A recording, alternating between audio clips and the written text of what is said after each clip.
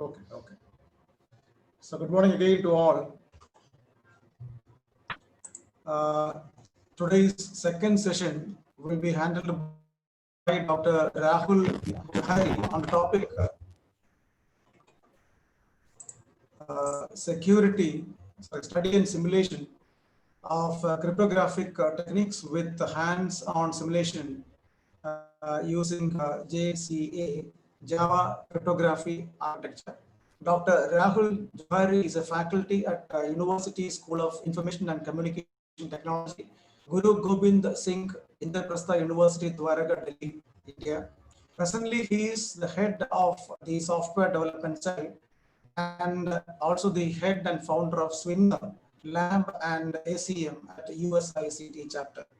He received his PhD from the Department of Computer Science, University of Delhi. He is Microsoft Google certified professional and ODEM certified blockchain faculty. He was awarded with Best Teacher Researcher Award.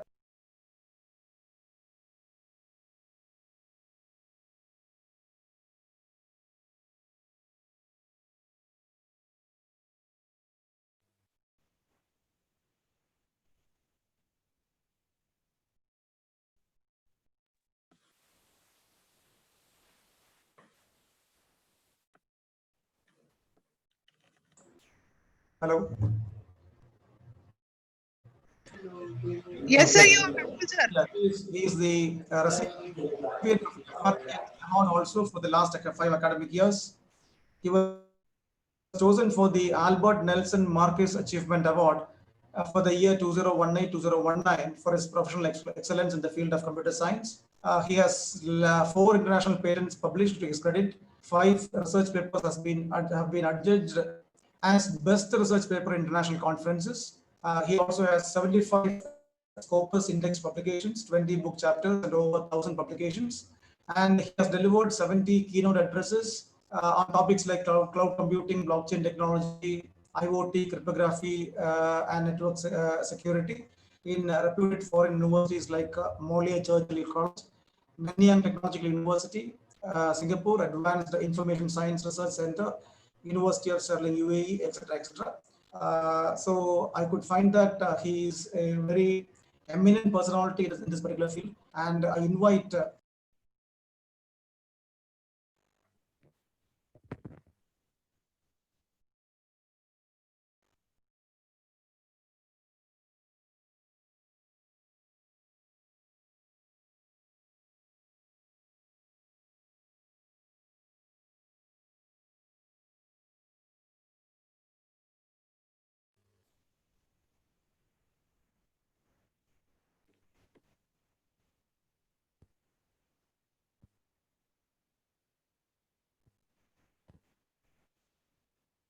Sir, is the voice audible? Rahul sir, you can start. Sir, is the voice audible and PPT Yes, sir. Yes, it's audible. It's audible. fine? The screen is Very also good morning. visible. Thank you, sir. Thank you. So, very good morning to all. Initially, I would like to thank Professor A.B. Roy for inviting me to deliver a talk in a security framework in a cyber security workshop. So, since Monday, many speakers would have discussed about the security and the importance of the security framework in the cyber security domain. So, I would like to continue with the same philosophy and discuss the significance and the role of the Java cryptography architecture. How does a JCA will help you in improving the security of your code?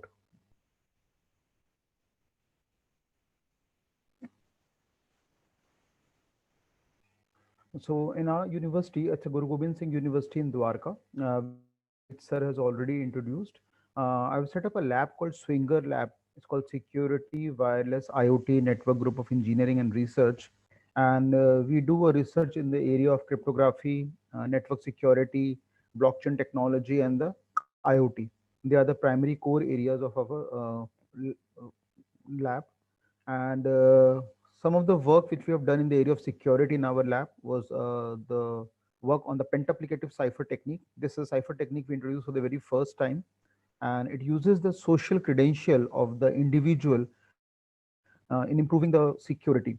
Means we designed our own cryptographic technique, and we use the security credential of the individual for carrying out the task of encryption and the decryption, the two primary pillars for the cryptography. And we wrote a paper on it and got published last year in uh, International Conference on Innovative Computing and Communication. Then we did another work in our lab on the energy efficiency, how we can make our cipher techniques to be much more energy preserving, energy conscious, and the energy efficient. Now, for the simple reason that if we design a complex cipher technique and install them or use them on our wireless networks on our handheld device, they will consume a lot of energy.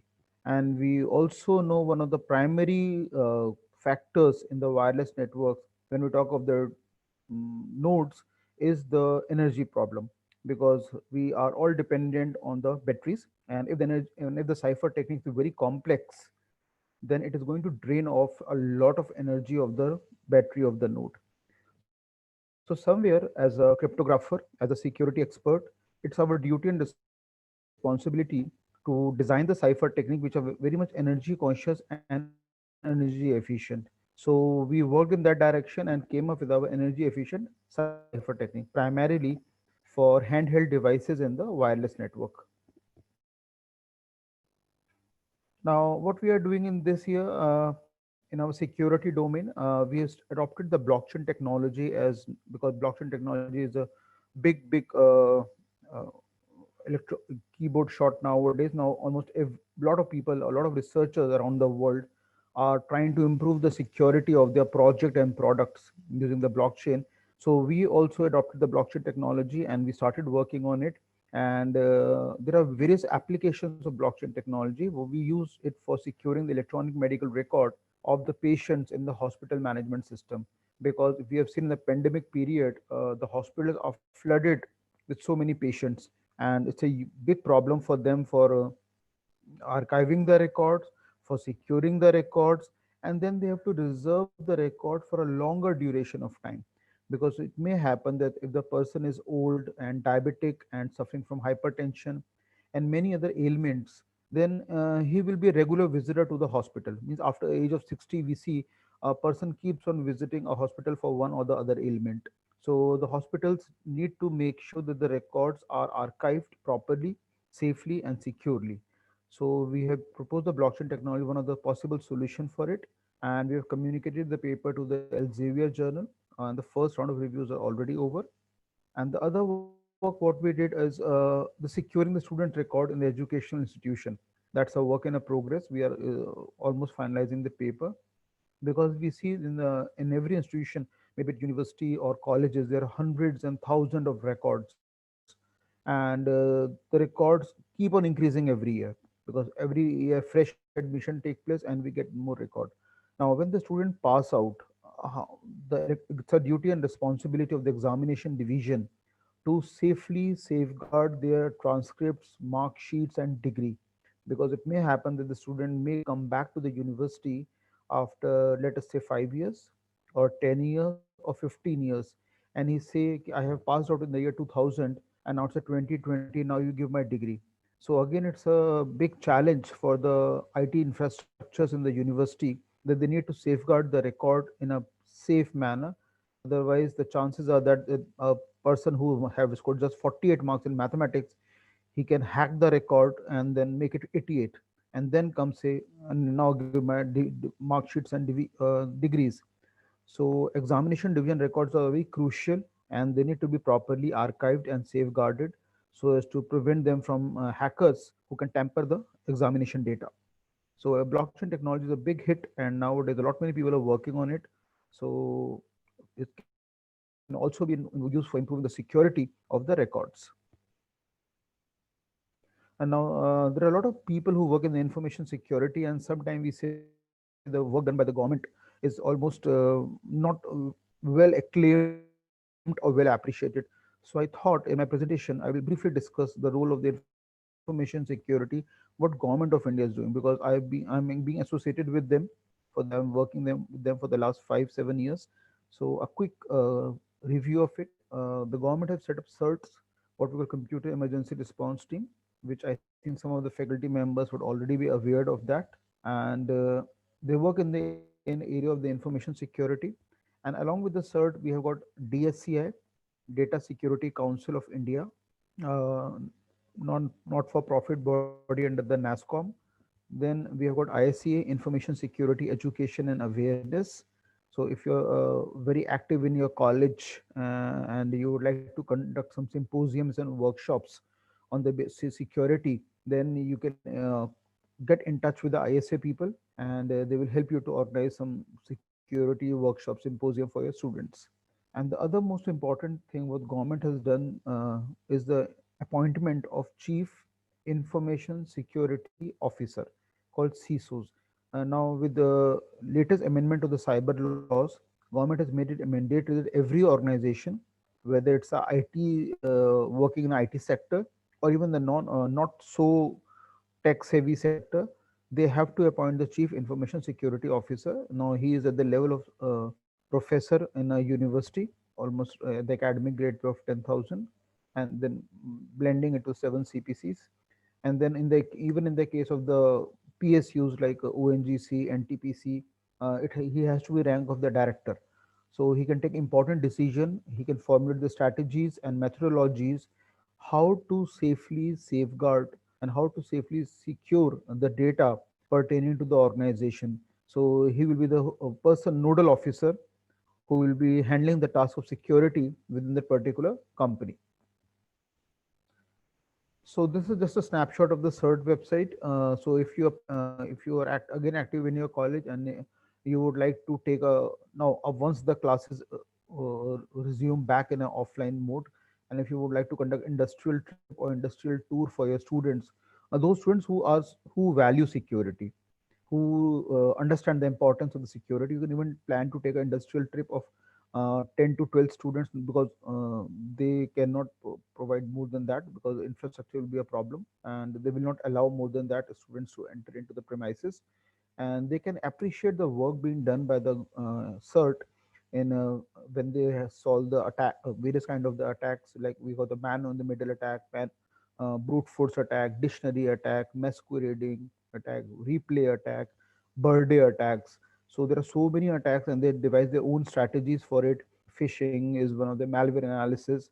So they release a white papers also. So even the students can appreciate the and understand the importance of the security while doing their UG and PG program, the BTECs and the MTECs. Then this is ISCA, we have already discussed. Then Data Security Council of India, it's a good body. You can become a member of it. It's a free of cost for professionals. So if you are a member of affiliate colleges of the universities, or having your college ID card on the basis of it, you can become a member of it, and you don't have to pay anything. It's a free of cost for the professionals.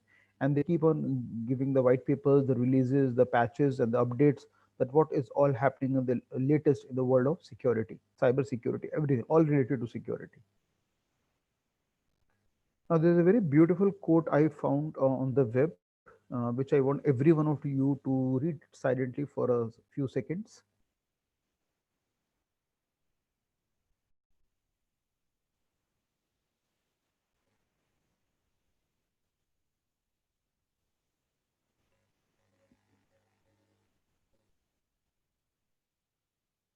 Now, if you summarize it up, what it says, we should not wait for the attacks to happen. We should always be in the ready mode, because there are two ways to realize the importance of security. One is you take a preventive and precautionary measure before anything happens, before the attacks happen in your organization. Another is once you have suffered the attack and lost the data, and then you adopt the strategies and the methodologies that how we should protect the integrity of the data in our organization. So we always say there is a game of proactive versus a reactive approach. So it all depends upon the organizer. Many organizations which are very conscious of their data, they spend huge amount of budget for procuring the proprietary tools available in the world of cyber security. There are many companies which I think many of the speakers have already talked about, But I work in the open source domain. I don't use any of the proprietary tools. Write our own code, design our own tools for carrying out the security, because the code is in your hand. You can change the code, you can modify the code. So as a part of the today's talk, I will also discuss the code related to few algorithms as a part of the Java cryptography architecture. Now, so a few facts before we move into the algorithm part. We talk of the data. So we say data is a new oil, because lot many companies around the world, almost all the big shot companies like Microsoft, Amazon, Adobe, Google, IBM, they are after our data. So data has become really crucial, and something new. It's not though new, but they are designing and developing their algorithms, and in the field of data warehousing and data mining, and they would like to test their algorithm, and for that our data becomes very easy test bed for them. So they are continuously after our data. Another thing we say nowadays in 2020, data never sleeps, means somewhere somebody is continuously processing your data. So maybe it could be your bank account in the saving bank account in the banks. They are processing your data. Maybe your insurance companies, from where you have got your medical insurance and the life insurance done, they will be fiddling with your data. If you happen to be a student, maybe a university and a college is processing your data. If a person is admitted in a hospital, then the hospital management system is processing the data. If the person goes and checks out in a hotel, the hotel industry processes your data. If you happen to travel by a railways or by airways, then aviation system, they are processing it. So somewhere somebody is fiddling with your data. It's continuously processing your data. And we always say data can be of two categories: the freely accessible data and the proprietary data. Now, freely accessible data is something which is known to everyone, and there is no need and there is no way I can protect the data. But proprietary data is personal to me, and it should not be hacked, it should not be tempered, it should not be accessible to anyone and everyone. So I need to protect my proprietary data. But yes, freely accessible data. What can be freely accessible data? For example, I will discuss in the next slide. So the big question mark that come is, can the data be secured? Can I write the algorithms? Can I develop my own cryptographic techniques with the help of which I can secure the data? So that becomes a big question mark, because in the world of cyber, in the cyber web, in the internet world, protection of the data is one of the biggest challenge, because the data is all logical in nature. So it can easily be hacked, it can be manipulated, it can be modified, it can be tampered. So we as a security experts, or we are the people working in the area of security, have a big challenge to face, how we can make our data much more secure. So that raises the questions on the data privacy and the data security, because there are certain data which is very close to the user. We call it as a private data or a proprietary data, and it should not be known to everyone. But there's certain data which is openly accessible, and there's no point in ensuring the safety of it. For example, my personal data, like my date of birth, my name, my parents' name, my qualifications, my mobile number, my email ID, my workplace in the residential address, the name of my spouse, my children's name, their qualification and details is almost accessible in the open public domain. So there is no point in providing a protection to such a data which is known to my employer, which is known to my friends, which is known to my neighbors, which are known to my relatives. So this data is almost in the open domain. So we don't need to write algorithms and cryptographic techniques for providing the leakage or the pilferage of such a kind of the data, because it's almost known to everyone. People around me and the people in the society knows about all these details. So the big question mark again comes: what I'm trying to protect on the net, what I'm trying to protect on the web. And look at this data. This is magnanimous. So my data on the Facebook profile, data on my WhatsApp, there it's almost so everyone knows everything. So it's and we keep on posting the images and the audios on our Instagrams, Snapchats, the Facebook profiles. So we keep on posting all these. So everyone comes to know. If so, if somebody is tracking me, he comes to know who I am, what is my social interest, what are my likes, what are my dislikes, because he will be observing my chats also. He will be observing what I'm commenting on the other person post. So he can keep a track social profile. He can easily develop a social profile of me before launching the attack. And I, as a naive user, will never ever come to know about it, because we in the IT industry, those still realizes the vulnerabilities of all these things. But look at the common man, who is just a arts or a commerce graduate or even a science graduate, but who is not aware of the vulnerabilities of the technology. Then he is a person whose data is likely to be easily hacked. So we need to develop a security cryptograph. There are many ways how to go for security. We in our lab in our university follows the cryptographic approach for implementing the or for the improving the security of the code. And nowadays we have started using the blockchain technology also, as I said earlier.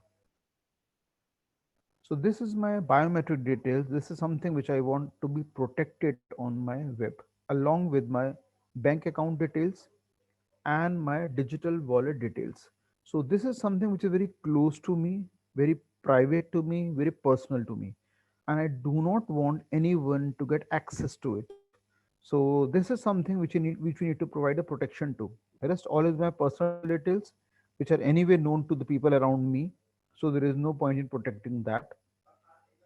But this is something, which I need to closely safeguard it, because these are very close to my my financial details may get leaked in the web. So I need to provide a protection to it. Now, as a teacher, as a trainer, we have a role to play. We cannot go beyond that. But those of you who have a prior knowledge, or those who might be aware of it, we have also called deep web and dark web. Now, those are the areas which are not easily accessible by the normal browsers like Mozilla Firefox or the Netscape Navigator or the Internet Explorer. So we use special kind of browser like the Tor is one of them, and we can access them. But since it is illegal, and we should not make an effort to do that. So there are a lot of the credit cards and debit card details which get hacked or which are leaked by accidentally or intentionally. They're all being sold and purchased in the deep web and dark web. So not only that, a lot of pornographic stuff, the sale of nuclear submarines, uh, online casinos, almost all the illegal activity which can happen in the cyberspace, which can happen in the cyber world, usually take place easily in the case of the deep web and dark web. So protecting data of the individual means his biometric data, his bank account details, his digital wallet details is a big challenge for the people working in the security domain. So if we look at the banks, almost all the banks, maybe the State Bank of India or the HDFC Bank or ICICI Bank, if our data gets leaked from the backend operations of these banks, so we as a customer always will sue these banks, will always complain about these banks. But if we look at the bank, they themselves have outsourced all these operations to the IT companies. So we have got Infosys, we have got Wipro, we have got Grepcity, Negaro, Accenture, Oracle. They are the companies who are managing the backend operations of all these banks. So ultimately, the banks are not to be blamed because they are the old traditional banks, but the IT companies being managed by the IT professionals, if they do not develop the secure cryptographic techniques and algorithms, and they don't keep on changing it, because if you are using a predefined cryptographic technique and algorithm, they are also known to hackers. So we can discuss what does a hacker look like and what his intention is. So he is anyone who seeks computers and exploit weakness in a computer system or a computer network. So he is always on the prey. He is always looking for the vulnerabilities in my data, the weak points from where it can be pilferage. So he can just do it for the profit, protest, challenge, or just for the sake of fun or the enjoyment. So he's a deadly person who we are really who is one of the biggest security threat to our data. The other we say are the crackers, and they are the someone who breaks into computer system. Now, whether as a computer criminal, then we call them as a black hat hacker, or maybe as a computer security expert, then we call them the white hat hacker. So it's white hat hacker which we normally called as a cracker. So it's always a trade off, or it's always a tug of war that goes on between a hacker and a cracker. and there is no end to it, because in a information security world, it will keep on happening. Then another threat to security of data, which we all are familiar with, is the script kiddies. Now, these are the students who are normally in the age group of, let's say, 14, 16, 18, or maybe fresh UGs. So they are the non-experts who breaks into computer system using certain pre-packaged automated tools written by the others with almost little or no understanding, because they are not tech guys.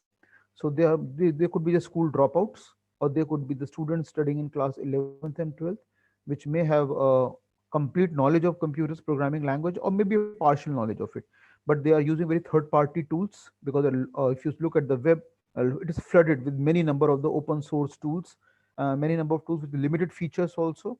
So they also, we say, they are usually outcast of the hacker community, because they are also equally a threat to the data, because they can leak the data, they can pilferage the data, they can change the data, they can modify the data. So there's a big problem with the data when it is being on the web. And the last are the hacktivists, which are pure high tech professional guys who know what the technology is, and who know how they can use the technology to steal the data of the common man. And you can utilize the technology to announce a social, ideological, religious, or maybe a political message. So we normally see the work done by the ISIS and the various terrorist groups on the web. Now, some of things they commonly do is like defacement of the website, or launching of the denial of service, or the distributed denial of service attacks. So they commonly keep on doing this thing or the other to protest against certain policies of the government, or to get their some demands met, or maybe just as a ransom. They keep on doing something or the other on the cyber space, on the internet world. So that and almost all the government agencies are like, in India we have got IB and the RAW. They keep on tracking all the cyber criminals, so that before they launch certain attack, the attack can be minimized at least, or if possible it can be completely eliminated. Now, one of the possible solution is the adoption of the cryptographic techniques and the algorithms for providing the security of the data on the web. So we do not say it's the only solution, but yes, it is one of the best solutions now uh, possible, wherein we can use many of the predefined techniques, and we can develop our own techniques also for providing security to the data. Now, this is one of the slide which I borrowed from the Behrus Forozan book, on which is one of the very good book on the cryptography and network security. There's a very simple slide that shows how does the cryptography works. So we say cryptography normally means the transmission of the data, the movement of the data in the presence of adversaries. Means people are already there on the web. Now, how I, as a security expert, can design the encryption algorithms which can help me to transmit the data. So we say we'll have a sender data on the left hand side. It is he who will generate a text called as a plain text. The plain text goes as an input to the encryption algorithm. So there are many number of the encryption algorithm which we will see, and these algorithm will also use a key. So we say K and E. Key for encryption. So encryption algorithm take two as thing as input. First is the key, and the second is a plain text. Using the two, it generates a text called as a ciphertext. So ciphertext goes over the web. Ciphertext goes over the insecure transmission media, that is our network, and then it reaches to a destination. So at the destination also we require a decryption algorithm, and it will also use the KD, which is key for decryption. And once the key is applied, and then it will decipher the ciphertext obtained, and it will retrieve, or it will fetch the plain text out of it. So that's how simple, very simple way how the encryption and decryption technique work in a cyber domain in the internet world, where encryption works on the left hand side of the sender, and the decryption works on the right hand side at the receiver. Now that takes us to the two branches of cryptography. One is a symmetric cryptography, and the other is a asymmetric cryptography. Now symmetric cryptography says we use a single shared symmetric key for carrying out the encryption and the decryption. That means the the key which is used for encryption at the source side should also be used for carrying out the decryption on the destination side. But then how do I transmit the key? How do I transmit the same key from the source to the destination?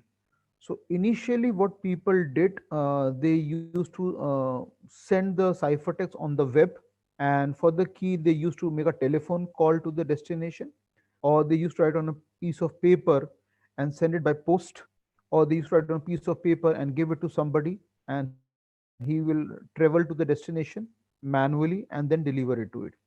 But nowadays, around last decade or so, we have got a very nice algorithm, which I hope many of us are already familiar with, Diffie-Hellman key exchange algorithm. Hardly 7 to 8 step algorithm, the very efficient algorithm, and wherein now the ciphertext as well as the key, which has been used for encryption, can be transmitted easily over the web from the source to the destination. And for that they were also awarded the Turing Award, what we call ACM Turing Award, because in computer science we do not have a Nobel Prize. What we have equivalent award is a Turing Award, which was started by the ACM, Association of Computing Machinery Organization, way back in the year 1965. So around 2015 they were given the Turing Award for their outstanding for the outstanding work, that is by proposing the Diffie-Hellman key exchange algorithm. And the other branch of the cryptography is a asymmetric cryptography.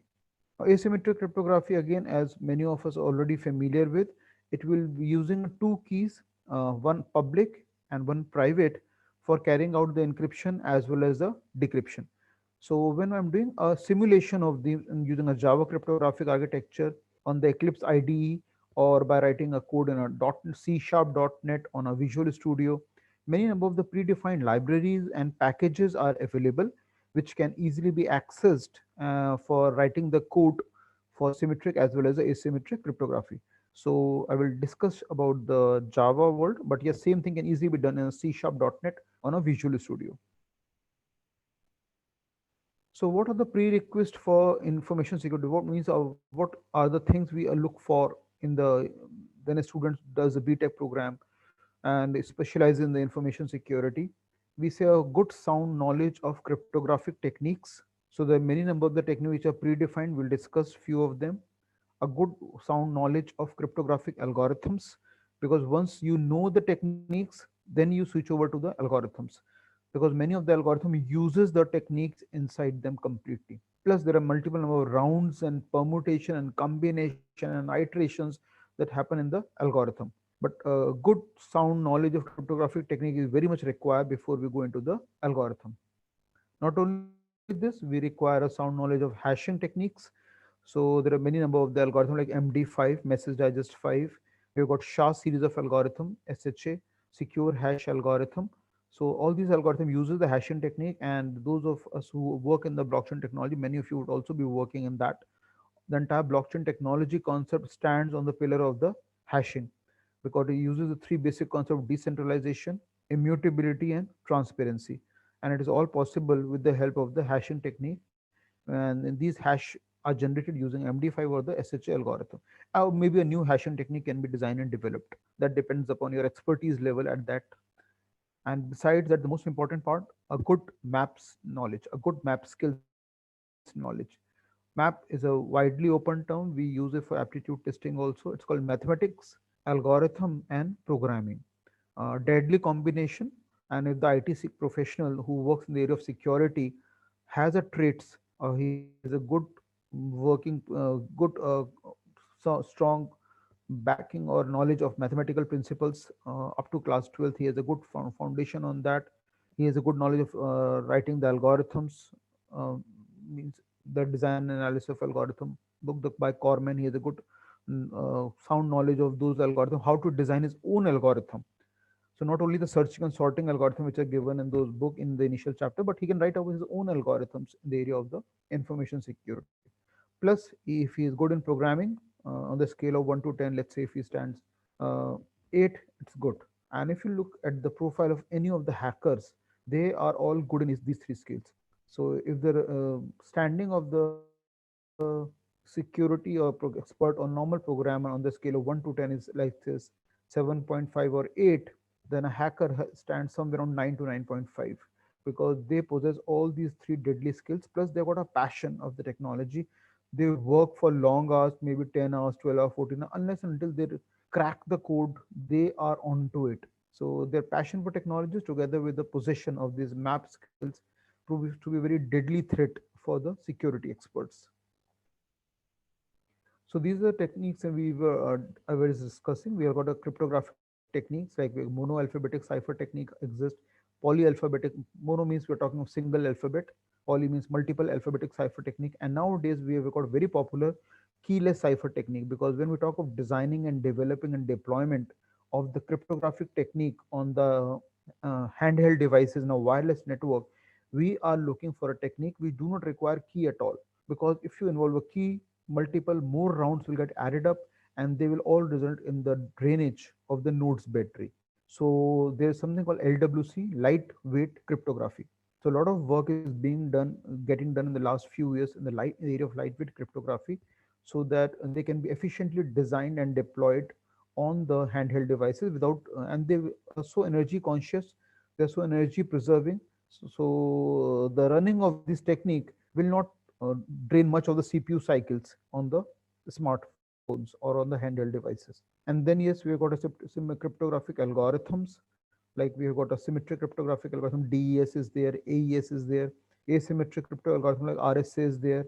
And when we talk of the RSA, what they have done in the area of information security is immense. Means in every branch of computer science, we have certain people who are the backbone of that particular branch. So same with the area of information security, we've got a Rives, Shamir, and Edelman. What they have done is very good, outstanding work, because in the initial era, information security was of much importance. But they are the people who designed the techniques, who designed the algorithms, and if you look at the portal, if you go to the RSA portal, they keep on posing many number of quizzes and the puzzles time and again, and we can make our students go to those portals, and certain reward money is also there for the students who are able to crack that particular puzzles and who are able to solve the code and the challenges they keep on posing for from time to time. Now when we talk of the cryptographic techniques, there are many cryptographic techniques which are very popular. One of them is a additive cipher. Now, very simple technique, we just give say p plus k mod of 26. That means plain text plus the key size, you add the two, and you do a mod with 26. So what we do, we are just adding the key size. Now if my technique goes to be named by the name Caesar cipher, the key size is fixed. It is always going to be the plus 3. So what I say here, now p is my plain text, then I add 3 to it, because Caesar cipher assumes a fixed size key as 3, key value is 3, and then I do a mod as 26. Now 26, because there are 26 alphabets in a English language. Now what does that mean? Is the cryptography dependent on the language? The answer is yes. The information security what we practice in India is completely English based, because I think India, all the states of India get united by only one language, and that is English language. Almost everyone in India, by and large, the educated literate knows about the English language. Even if he is not able to speak, he is at least able to understand. So English is the common binding force across all the states of India. So that's why we use information security as per the English language. But yes, if I take it to the other languages spoken and written around the world, for example, it could be Spanish, it could be Italian, German, French, Chinese, Russian, then yes, my information security will not be using p plus k mod of 26. Then instead of 26, I will use the total number of characters available in that particular language. So information security, what we practice here is totally English based, but abroad, if you go to the other countries around the globe, they do not practice the information security only in the English language. They take it to the native languages. And if you look at the Chinese, they are the best. in the sense of the information security, because they design their own security techniques. And if you look at the Chinese character set, which is it uses more than 1000 characters. So here we're using only English language, in which total number of characters are possible are 26. But if I'm using a Chinese based cryptography, it will go up to the 1000 plus. And if you go to Japanese, again their entire character set varies.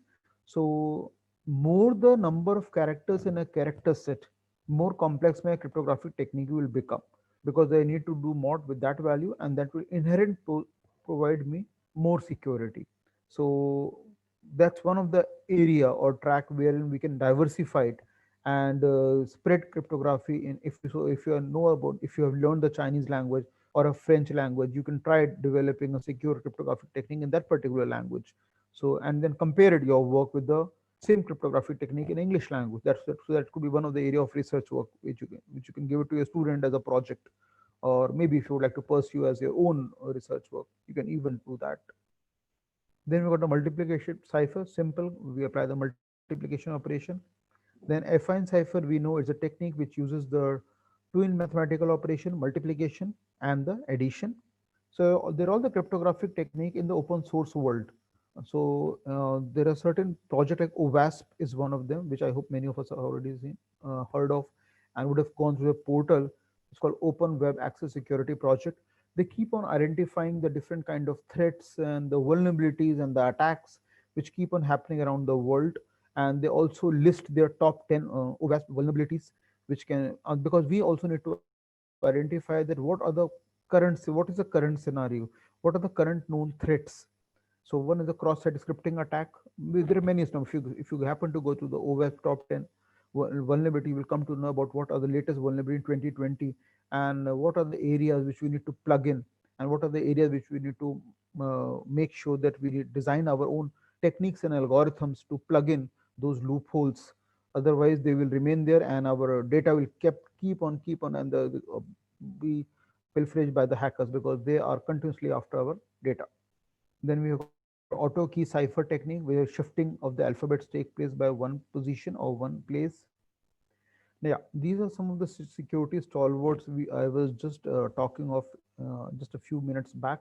So I thought them of placing their images in the presentation, because our entire information security stands on the shoulder of these three persons, the Ravish Shamir and the Edelman, because what they have done in our information security, nobody, no other trio, no other person has done it. And they were also awarded Turing Award for their outstanding work of proposing the RSA-based cryptographic algorithms, crypto algorithm, by having a public and the private key. And we all know the ways is to let P and Q be two large prime numbers, and that's how the RSA algorithm typically starts from the line. So they got the award in 2002, and as I was talking in the past, we have also got about the Diffie-Hellman key exchange algorithm, because if they would have not developed the algorithm, then how will the key will get transmitted from source to destination, because that was one of the biggest challenge. And they were able to solve it electronically, and now the on the web itself, ciphertext gets transmitted, and so does the key. So I don't need to use any alternative transmission media for the movement of the key. I can use the internet, I can use the cyberspace for transmitting both the ciphertext and the key. And they were also awarded Turing Award way back in the 2015. So if you just profile the Turing Award, they started somewhere 1965, and right now it's 2020. So more than around 55 years have gone by, and considering the number of engineering colleges we have got in India, and the number of the IT professionals we churn out every year from these IITs, triple ITs, universities, colleges, central and state government universities, we should have at least more than 25 of them, because we have got so much amount of population and so much amount of engineers who churn out. But again, it is ironical to say that in all these 55 years, as a India, we have been able to get only one award. That was too bagged by in 1994, so roughly around 26 years back. It was received by Professor Raj Reddy, who is now come to India, but earlier he was in US, and he got the award in the area of the artificial intelligence. And the award carries a huge prize. I mean, it's almost equivalent to Nobel Prize, because but we do not have a Nobel Prize in the area of computer science. So equivalent award we have got is a Turing Award. The prize money is almost same as such. But then that we have got been able to get only one award also speaks of the quality of the education and research work we do in our country, because somewhere we need to do introspection that where we are lacking and why we have not been able to get more number of the awards, because these are the awards given annually for the outstanding work in the area, outstanding work and the research work in the area of the computer science and information technology. Yeah, these are the other two person which I just thought of sharing in my presentation. Otherwise, they have no link to. They could have is not been shared, but I thought just sort of sharing. On the left hand side is Professor Anil Jain. He has done. He's a world number one researcher in the area of the computer science. And if you look at his Scopus H index, it's 132. It's mind-boggling. So many number of research publication has been churned out by him and his fellow co-authors in his lab. And the person on the right hand side, I hope you would have already seen his face. He's Professor Sienna Rao. He was the first Indian who crossed the H index of 100. Now, H index is a Herschel index, which I think many of us are already familiar with. It's a rating or the standing or the ranking of a researcher in his particular field. So Herschel's, and the more you've got a higher rank, so better acclaimed researcher you are. And also depends upon the in which journals your papers get published and what is the citation rate of that particular paper published in that journal. So he was the first Indian to cross it, and he was also awarded Bharat Ratna, the India's highest civilian award, in 2014 for his contribution. And if you look at his H index nowadays, 134. So that also speaks of his research, the level of research work he is doing in his. He's working in the area of biochemistry, genetics, and biotechnology, not nothing to do with computer science. So moving on in the information security, we have got JCA, called as a Java cryptography architecture. Now, this is one of the very nice open source architecture proposed by Sun Microsystem initially. Now we all know Sun Microsystem is not in place, and all growth of the Java programming language is being taken care of by the Oracle systems. So JCA was initially proposed by them, and it's a framework for working cryptography using the Java programming language, and it all forms a part of the Java Security API. API is Application Programming Interface, and the first introduced in the JDK 1.1. So that's a long time back, around 15 to 16 years back, when Sun Microsystem was in existence. And now so they have gone bankrupt completely, and it's only on papers. In reality, Sun Microsoft not existing, and they introduced it in the form of the Java security package. So now we have got a Java cryptography architecture, and we've also got JSSE, called as a Java Secure Socket Extension Programming. So if I'm doing a network-based programming where I require usage of the IP addresses, the MAC addresses, and the port numbers, I will go for the JSSC, Java Secure Socket Extension Programming. If I'm only dealing with the cryptography, I will go for the JCA. Or I can blend the two using both the JCA stuff as well as the JSSC. So that depends upon me as my programmer, as a programmer, and what problem statement I'm dealing with in the area of the information security. So we all know James Gosling, the creditor and the founder for the Java programming language. He was the initial brain behind the JCA, and the JCA all provides a provider-based architecture and contains a set of APIs called Application Programming Interface, which can help us to perform various tasks and purposes. Like I can easily perform the task of encryption, I can perform decryption easily with the help of the inbuilt packages provided by the JCA APIs. I can do the task of key generation, because almost all the algorithms made the DES or the AES, they use the key. And again, AES, we all know there are multiple rounds. We've got a 10 round AES, 12 round AES, 14 round AES, advanced encryption standard algorithm, which was proposed by Vincent Ridgman and John Demon. So this algorithm also is multiple round, and every round requires key. So I can use the JCA APIs again for the key generation and management. I can have the generation of PRNGs called pseudo random number generators, and I can use the JC APIs for securing my PRNGs easily. I can use the hashing. I can generate the multiple hash because we have got APIs for MD5, MD1 to MD5 series of algorithm, message digest 1, 2, 3, 4, and 5, and also for SHA series, SHA, secure hash algorithm. So I can have SHA 32-bit, 48, 64, 128, 256, and there are multiple number of the APIs. It all depends upon you how much you would like to explore in the JCA. And these API provide an easy way for developers to integrate security into the application code. Because anyway, the almost all the IT companies nowadays, they have got the security wings, they have got the security teams. So the IT professionals who are working in the security team need to be familiar with the Java cryptography architecture APIs as well as with the one proposed by .NET architecture on C Sharp .NET environment, and so that the we don't need to write every line of code on our own. We can use the inbuilt APIs, and that will make our code much more effective, efficient, and most optimized. So there's no need to write every algorithm from the scratch. We can use the predefined API, and then the we can add our own code to it, and the bundled code can be deployed easily on the client side or on the web server side. So these API provide easy way to for IT developers to integrate security into their already prepared application code.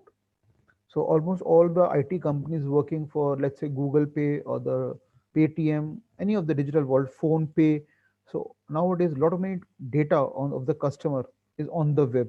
So unless and until we deploy the cryptographic techniques and algorithms, the data can easily be hacked. And again, another challenge is that these cryptographic techniques, because what are the challenges for these developers who are working in these IT companies like Amazon or Google or the IBM or the Adobe or the Microsoft? They cannot use the technique which are already known in the open source domain.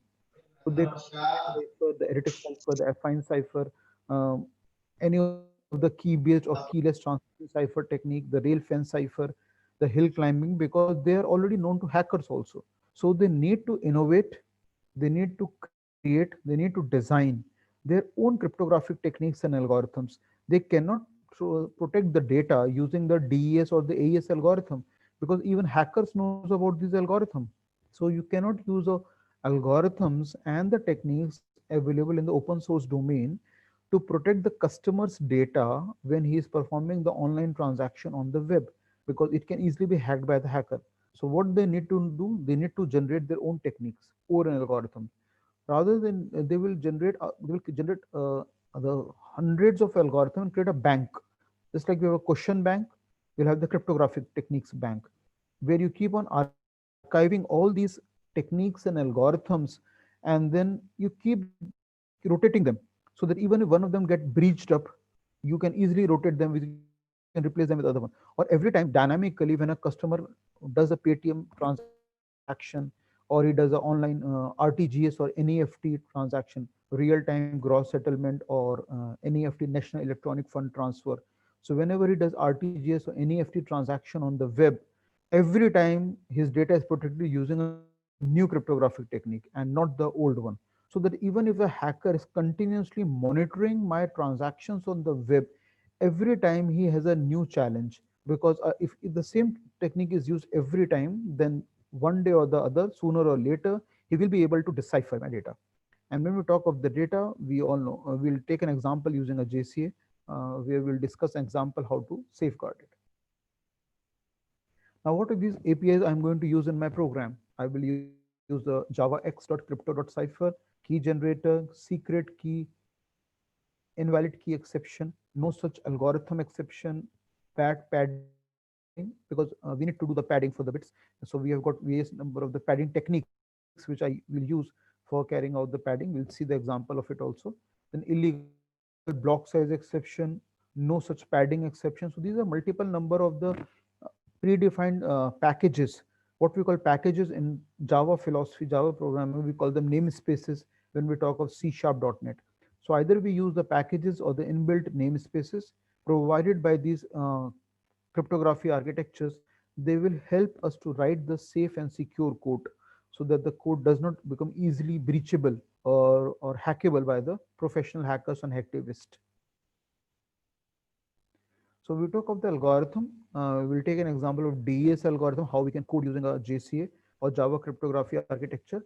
And one of the algorithm which we have designed and developed on our own in our university in Swinger Lab, it's called the CLCT. It's called the cross language cipher technique. So we'll discuss that technique and how we can use it for carrying out the task of encryption and decryption. Now, data encryption standard is almost known to everyone. So I have just briefly, because it's a long algorithm, if you take a printout of algorithm, it runs to 16 pages. That's the length of the algorithm. And it was proposed by IBM in way back in the 1975 and was finally approved by the US in 1980. And since then, the algorithm has been there in place. It was first breached in 1996, but even then, the IBM never claimed that this was the original DES algorithm which they have proposed. So it is something like over multiple times the hackers keep on posing the attacks and slowly and steadily the data get deciphered and it comes in the open source domain. That's how we can come to know about it. But the company themselves has never said that this is the original DES algorithm which they have proposed to the US government in 1975. So DES is a block cipher technique and it operates on the plain text block of a given size. So we usually take a 64-bit and return cipher text block of the same size. So plain text is going to be 64 and same way the block cipher text block of the 64 bits. And what does the DES do? They result in permutation among these 2 raised to power 64-bit. Sorry, 2 to the 64th power using a possible arrangement of 64 bits and each of which we all know will be written as either 0 or the 1. And each block of 64-bit is further divided into 2 blocks of 32-bit each. One is called the left hand side block L block and the other is called as a right hand side block R block. And then there are multiple steps, multiple rounds, multiple permutation combination, and there are selection boxes also S1 to S8 that comes into picture to generate a cipher text from a given plain text. So the design is very popular. You can just Google it. But my objective might how if I want to implement using a Java cryptography architecture, how should I go? What will be my approach? So I've shared a few codes and snapshots so that we can discuss before we see its implementation. So its code is called the JCA, Java cryptography architecture code snippet, and the 3 major steps which we need to perform in it. First is the usage of the key generator class. So if you look at this line of code, which we'll write in a Java program, we are making a call to the get instance function of the key generator class. And we pass the name of the algorithm whose instance we want that it should be generated. So how do we read these lines of code in Java? We say make a call to the get instance function of a key generator class and pass the name of the algorithm whose instance we would like to obtain. So we pass the DES as the input, the parameter, and if it is successful, it will return us the instance of the DES algorithm, and we store that into a key generator class reference variable called as the key generator itself. So that's the name of the reference variable. We can change it as per our choice. And once we obtain the instance of the DES and store it to a key generator class variable, then we can generate the key. Because there are 2 options. One is that automatically the key generated for us, or we prompt the user to enter the key. So just like for now Caesar cipher, we know the key size is always 3. Or here, if I want the automatic generation of the key, I can write this line of code. So I'm making a call to generate key function of the key generator class, and then it will generate a key for me, and we store it into a secret key class reference variable called as a my DES key. So we do automatic generation of the key. Other option is that we can prompt the user to input the key for us. That's perfectly possible. So if the first step is successfully performed, then we move to the second step. That is create the cipher now. So we we instantiate the cipher class. So we create a reference variable of the cipher class called DES cipher. DES because we are doing a JCA for the data encryption standard algorithm. Then we move on to the another major step, that is obtain the instance of the cipher class, but now do something more. In the previous step, we just made a call to the get instance function of the key generator class for obtaining the instance of DS algorithm. Now the key is also available with us. So we need to do something called the write the pass the parameter DS slash ECB slash PKCS5 padding scheme. So these are the padding scheme which we normally do. Which is DS, we know data encryption standard. E says electronic code book or electronic code block. Then PKCS is a public key cryptographic standard for 5-bit padding scheme. We can have the 16-bit, we can have 32-bit, we can have 64-bit. So it all depends upon the which kind of padding scheme I require. So if I would like to encrypt 64-bit block and the user has provided me with a plain text of only 56-bit in size, so I need to do the 8-bit of padding because I need to make a block of 64-bit. So we need to do the padding, and there are, if you look at the on the web, there are multiple number of the padding scheme available. So there's a RFC for it. It's called 2898 that talks of the multiple kind of the PKCS padding techniques. So it's by the IETF Internet Engineering Task Force. So if you are more interested in that, you can refer to the RFC, that what are these padding technique, how do they work, what are the total number. So it's called public key cryptographic standard 5-bit padding scheme. And you can have multiple kind of the padding schemes depending on your requirement. Then the third step that comes is going for encryption. So what do? We make a call to the init function of the cipher class. So in the second block, we can see here, DES cipher is a reference variable of the cipher class, right? Now using the same reference variable, we make a call to the init function. And what are the two parameters I pass here? First of all, I need to trigger that whether I'm going for encryption or the decryption. So if I'm going to encryption, I need to toggle the mode to encrypt. So we say cipher.encrypt_mode. Now this encryption should be carried out by which key? So I pass my DES key, which is already available in the block one. So these two parameters need to be passed to the init function to the of the DES cipher. So DES cipher.init, and then we passed all these two parameters to the init function belonging to the cipher class. Then we need to provide plain text as an input because our algorithm is ready, our key is ready, our padding is done. Then we need to go for the final, like making a call to the do final function of the D cipher class. So cipher, DS cipher dot do final, and we pass a plain text as a parameter to it. Now, if it is successful in generating it, it will do the appropriate padding because padding name technique is we have already specified. Now the padding will be done. Plain text will be created of the equivalent 64-bit block given to the do final function, and it will generate us call that it will generate the cipher text for us, which we store it into a byte array called text encrypted. So finally our cipher text is available in the text encrypted, and then we can transmit it onto the web. That is how we carry out the task of doing a JC encryption for the DES algorithm. So we'll just move to the Eclipse environment and see the simulation of the same. So I'm doing a stop sharing of the presentation slide and then switching it over to the Eclipse.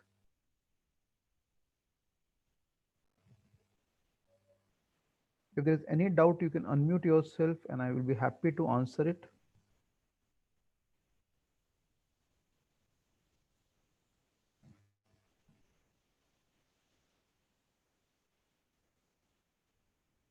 So is the code visible? Anyone can say quick yes or no?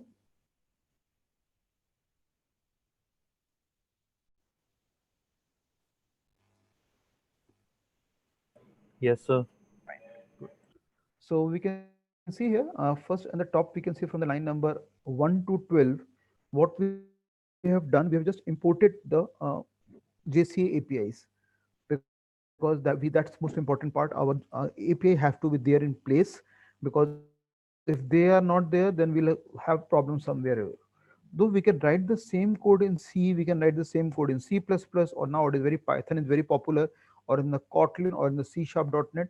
But then it is always advisable that we go for the architecture because they provide the best APIs. Otherwise, everything we have to do on our own. We have to write our own functions. So by using these APIs, our task become easy. So we look at the line number because the main basic thing, everything start from the line number 14. So we start with the class name, class DES, and public, because we all know the if we do not declare the class as public in nature, then Java Virtual Machine will have a problem in accessing our class. Then we come to line number 16, just a quick review of the Java code. First of all, we define the main function. Now again, the main function, we know it has to be made accessible to Java Virtual Machine, which is the part of Java runtime environment. So we have to declare the main function as public in nature. If we declare it as a private or protected, JVM will not be able to access it. Then second is a keyword called static. If you compare the approach of C++ with Java, in C++, the main function was defined outside the class. And we used to instantiate the class within the main function. And with the help of the object of that particular class, we were able to call to the variables as well as function of a class. But in the case of Java, the main function is encapsulated within the class. Now, once the main function is accessible within the class, then the JVM cannot make a call to the main function. So what the approach suggested by James Gosling and his team, that they have made the main function independent of the object of a class by using a keyword called static. And now the JVM can directly make a call to the main function. That's why we are using a keyword as static, and it's compulsory to use. So those of us who are working in Java, we know otherwise our main function will not get executed. The JVM will not be able to access it. Then void is a return type. We all know about that. Main is the name of the function. And by default in Java, everything which comes as an input, it is of the string type. So only change which we can do here is the name of this array. It will always be of the string type, but only the name of the array is something which I can change it, otherwise nothing else. Then we come to the line number 18. It's mandatory to write all the code within the try catch block to do the exception handling. Otherwise, if the code get failed, means if no instance of the DS algorithm is available, then the code will fall flat. The code will break in between. So we need to do proper exception handling so that the code works fine and smooth without any problem. So in the line number 20, what we do after we have started with the try block, the code which we discussed in the presentation slide, we make a call to the get instance function and pass a DS algorithm as an input. If it is successful, it will return me the instance of this algorithm, and that is now stored into a key generator variable, which is of the key generator class. Then what we do here in the line number 21, we make a call to the generate key function and of the key generator class. If it is successful, it will return the information in the secret key class variable called the myDES key. Then we just instantiate the cipher class, which we discussed in the presentation slide also. Then we make a call to the get instance function of the cipher class and pass the name of the algorithm, electronic code block scheme, and the padding scheme. Once we have done that, we make a call to the init function of, now init function is a function available in the cipher class. So class name, a reference variable, and the name of the function. And then what do we do here? We make sure that the two parameters are switched on. First is the encrypt mode, because it's in the toggle state on and off, and we need to set it on. And then we also need to pass the name of the key, so which is already available here, myDES key. Then we need to provide an input plain text, what we would like to encrypt. So what do we do here? We pass the name of the plain text. So security is the name of the plain text. Now security is a string. Now all the algorithms in the technique work on bytes. So what do? We make a call to the inbuilt function of the string class called getBytes. Now Java coding convention says when you're using a function name, the first alphabet should be in the lowercase. And if your function name has two words, then the first alphabet of the next word should be in the uppercase. So we make a call to the getBytes function over the keyword called security, which is a plain text. If it is successful, it returns us the byte equivalent of the string, and we store it into a byte array called as a text. So our text contains the byte equivalent of the plain text, which is the string called as security. Then we come to the line number 34 and we display the same thing. So system.out.println text, byte format, and text we display to the user that this is what he has entered to us. Though we have hard coded here, you can also use the input line command line arguments to receive the input from the user. That's for us to decide how we would like program to execute. But this is a sample program for it. How does the JCA work? So I kept it simple. Then we have got system.out.println and we display the text to the user. So this is what he has entered. Then we go for the encryption of the text. So we make a call to the do final function and we pass the text as a parameter. Text is a byte array text which is being passed as a parameter, and if it is successful it will return us the encrypted content of the plain text and we store that into a byte array called as text encrypted, and we also display the same thing back to the user so he can see it. Then we can move on and discuss the code for decryption, also very simple to do. Now, earlier we had made a call to the init function for the encryption mode. Now we make a call to the init function for decryption mode. So cipher.decrypt underscore mode, and we use the same key. So symmetric shared cryptographic technique. It is used for decryption also. Or we can break this program and write two separate programs, one carrying for encryption, the other carry for decryption, or I blend the two programs into same one using the encrypt and decrypt mode. We can encrypt and carry out the decryption. Then again we use the do final function, and the do final function we pass the test encrypted as a parameter which contains our ciphertext, and it will show us a decrypted text, and we display the same thing back to the user. System.out.println text decrypted, and we display the decrypted text to the user. So we have carried out the encryption and decryption. However, if any problem arises during the entire execution of the programs, so we can have the matching catch blocks ready. No such algorithm exception, padding exception, invalid key exception, illegal block size exception, bad padding exception. Or finally, I can also add one more catch block just only for handling exception. So I can make a call to superclass exception, and that can handle all the exception beyond these exceptions, because I've only written the catch block 5 times, but there could be a 6th reason also that my code can break for any of the reasons. So we can have the superclass exception also ready for us. So that's how the simple code works for encryption and decryption for the DES algorithm. So we can run it and see the output for it. I've done it once, so we can do it again.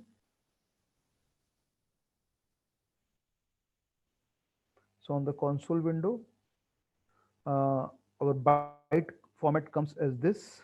This was a keyword. This was a plain text, security. The encrypted text comes, and then we have given it to for the decryption technique.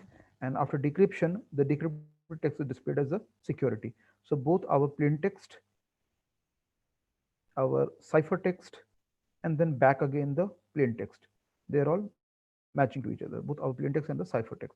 So with the help of Java cryptography architecture APIs, we can easily write our own code also, as well as we can use a predefined cryptographic technique and predefined algorithms for it. Now the good thing about if you see the number of lines of code, hardly in 63 lines of code, where I believe certain lines of space is blank also. So we can just say hardly in 60 lines of code, the entire algorithm have got written up. Same algorithm, if written in the traditional C and C++ programming language, will take more than 150 lines of code. So not only the lines of code have got reduced, but the optimized code. Because what I have done, I have only provided the plain text as the input, and plus we should have a knowledge of the predefined packages and the functions available within those packages, because because you have to call them up to trigger the code, otherwise you will not be able to work. So we must have a knowledge of the JCA APIs and what are the functions available, those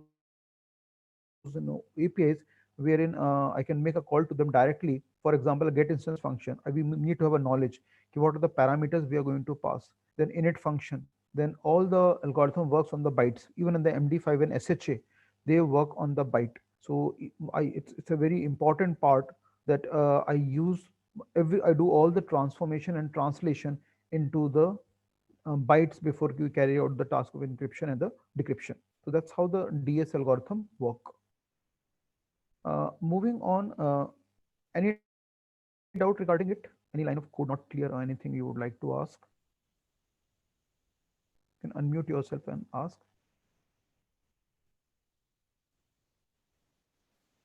As I do a stop sharing and then share something what we have done on our own in our lab. This we have discussed. We came up with a concept called cross-lingual cryptography, called CLCT, cross-lingual cipher technique.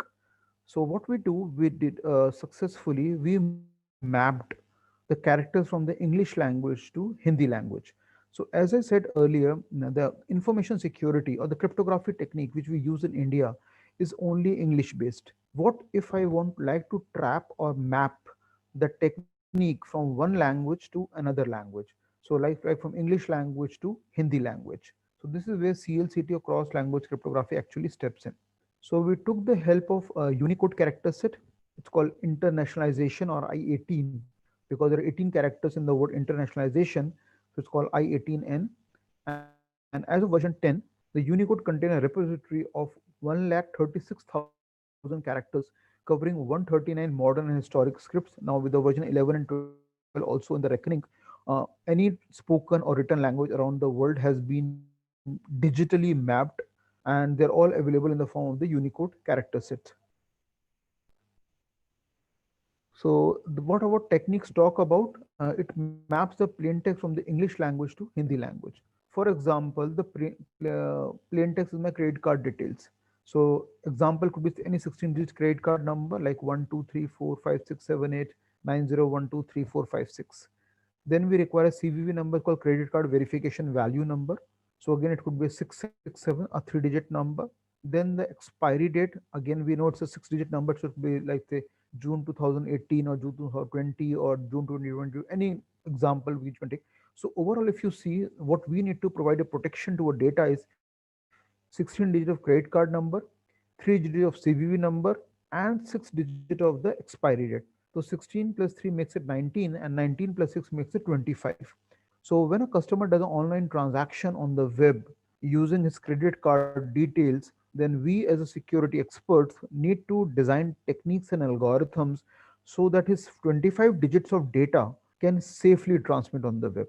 Because if the data is hacked once, then all my credit and debit card details goes into the hands of the hacker, and then he can use it for any malicious purposes, or he can even sell it off to the cyber criminals on the deep web or dark web.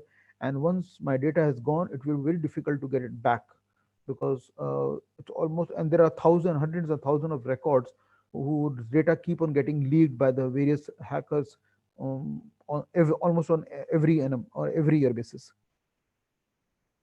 Now we propose a technique called bilingual cross-language cipher technique, wherein what we did, we mapped the characters from English language to Hindi language. So Hindi language uses a script called Devanagari script. We further mapped it to the Punjabi language called the Gurmukhi script. And we'll take an example to see like cryptography is an art. We take a plain text and we designed a mapping table wherein we can do the mapping from English language to the Hindi language alphabets. And we filed a patent for our technique that was in 2017. It is still under consideration. It has been filed and it has been published on the web. You can use a URL to browse the web. And though it has not been granted to us, it has not been given awarded to us, but so deliberations are still going on. We have filed a FER called the first examination review report for our patent, and which does the perform of the bilingual cross language cipher technique. Now, what did we do here? Let me show you more about it. We use a table called as a mapping table. Now, this is a table which will help us to, yeah, I hope it is visible. And now what we do, look here, if there are 4 columns in the table. So first we got the English language, then the Hindi language, and then the Gurmukhi language. So let's say we have got a character A, then Now 65 is a Unicode value. We know ASCII, Unicode is ASCII value. We know 65 to 90 is a ASCII value for the English character uppercase A to Z. In the lower case, we got 97 to 122, the ASCII value for it. So we got a A. Now A has been mapped to A. So we have done a mapping from English language to Hindi language characters. So those are the faculty members who are comfortable with Hindi language, they will be knowing it. A is mapped to A, B is mapped to B, C is mapped to ch, D is mapped to the, E is mapped to choti e, F is mapped to fa, G is mapped to ga, H is mapped to ha, then I is mapped to badi e, J is mapped to j. So if you look at the phonetics and if you look at the pronunciation, just like we got a bat, BAT. When we say in Hindi, we say ba, ta. So based on that, we have done a mapping, and this mapping table we have also shown in, as a filing our patent, that what is the technique we have used. Now, these are the mapping Unicode values corresponding to the Akshar A. These are the Unicode values 2348, which we have not devised. We have taken the help of unicode.org, which uses the I-18 internationalization features, and they're all globally acceptable, universally acceptable. Same way, this is the Unicode value for ba, this is a Unicode value for cha. Now, just like we have done for Hindi mapping, same way we went ahead and did the mapping for Punjabi language. So Gurumukhi is the script for the Punjabi language. So we have got 2565, which is the equivalent Unicode value for this character.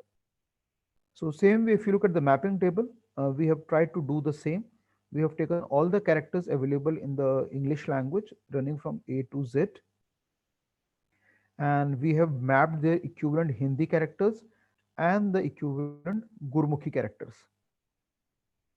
So it's called bilingual cross cipher technique. So we are using two languages on, and because if you look in the English language, if suppose there are 100 hackers, almost 18 or 85% of them knows English language, but only there will be 25% who knows Hindi language. So you have been able to protect data from, and even from this 25%, there will be 10% who knows the Punjabi language. We have been able to further provide more security to our data just by mapping or translating from one language to another language. Mathematically, we are still using the same cryptography technique proposed by the RSS, P plus K mod, and only that will change. So mathematically, we have not changed. We have only done the translation or the mapping of the characters from one language to another language. So I will just share an example that should make the things much more clear how we did it.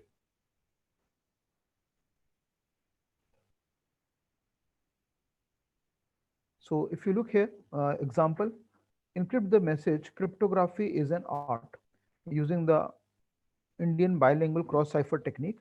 And here we are using a key size as 6. Just like the cipher technique uses a key size as 3, here we have presumed to be key size as 6, but we have set a valid range from 1 to 11. So the user can input any key range from the 1 to 11 as such. Because we have tested till 11, yes, we can be more, but then again we have to set the lower limit and the upper limit for any experiment we are doing it.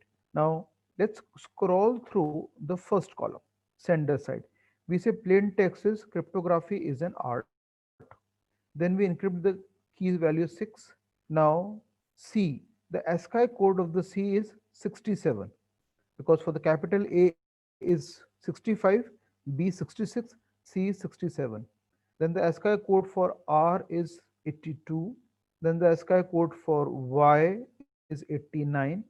And we have created the ASCII encoded data for the entire plain text cryptography is an art. Then what we did, we went to the equivalent mapping character 67 to the Hindi language is 2330. Then 89 is 2352. Then 89 is 2351. And then we get the corresponding Hindi text data. This is the equivalent data for it. That the akshar which represent 2330 is cha. The akshar at the Unicode value 2352 is ra. Akshar at Unicode value 235 is if ya, and so on. Then we perform the task of encryption. So encryption always says use mathematical technique, which is P plus K. Now K here is 6. So we see here P is 2330. So we add 6 to it and we get 2336. Then we say 2352. Then we add 6 to it, we get 2358. And then so on and so forth till we reach to the last character. So 2340, we add 6 to it. 6 is the key size. We get 2346.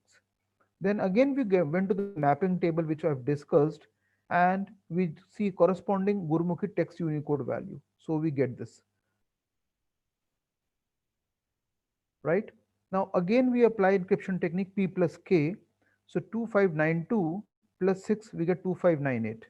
2641 plus 6 we get 2620. 2613 we get 2619.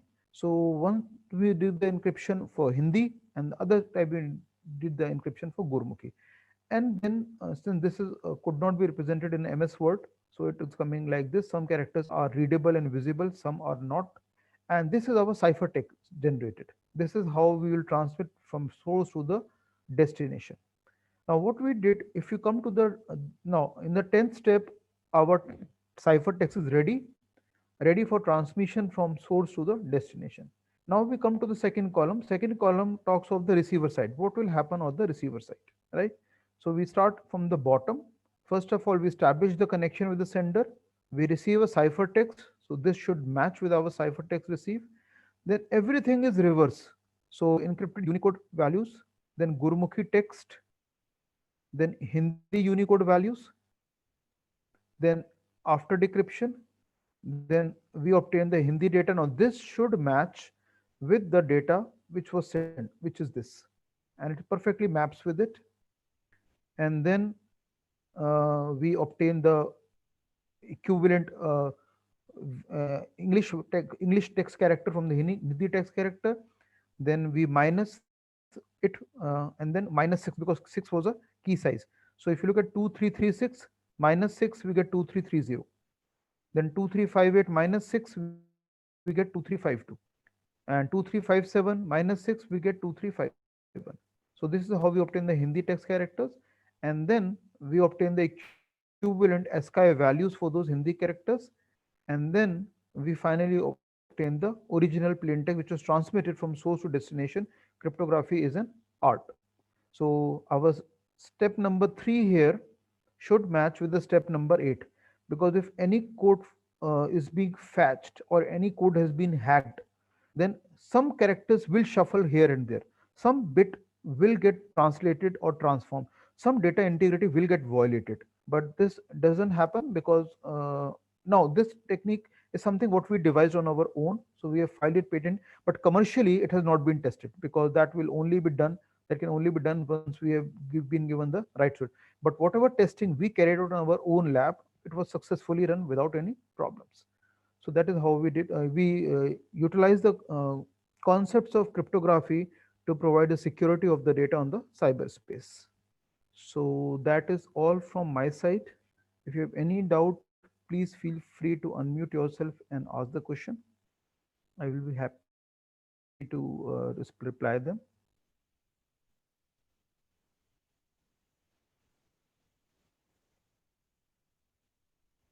Or I am sharing my mail ID. If you got any doubt regarding to the session I conducted, you can drop me a mail at rahul@ipu.ac.in.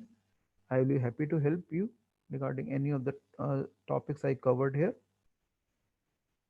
And I'm sharing my number. You can text me even if you feel like doing it.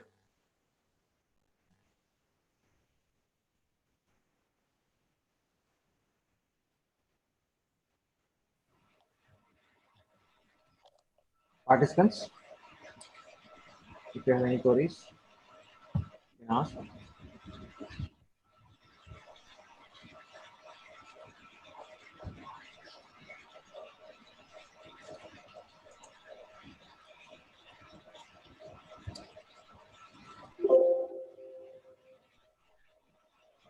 I hope everything is clear to everyone. Ah. So thank you all for listening so patiently to me. Always feel free to communicate if you have any doubt regarding my session. So, okay, then, sir. So, on behalf of Department of Mechanical Engineering, Teaching College of Engineering, I sincerely thank Rahul Johari, sir, for giving a wonderful session.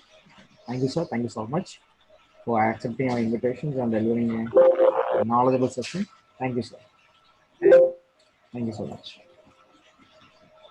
So you can see that a lot of feedbacks are coming in the chat box. My session is wonderful session. Thank you so much, sir. Thank you, sir.